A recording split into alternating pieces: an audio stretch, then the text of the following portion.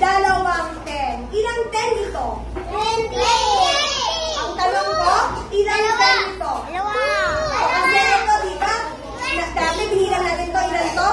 Ilang 10, 1? 2, 3, 4, 5, 6, 7, 8, 9, 10. Ibig sabihin, ang isang ganito ay ilan? 10. Okay, 10 na. 10 na cubes ang isang ganito. Okay. So, kapag dalawa nito, ilan to? Ilang 10? Ang tanong ni teacher, ilang 10 ito? Ang tanong ni teacher, ilang 10? Okay. Ito ay mayroong tinatawag natin dalawang 10. Okay. Ilang 10 ulit? Ilang 10 ulit? Dalawa. Ngayon, dadagdagan ko siya ng 3 1.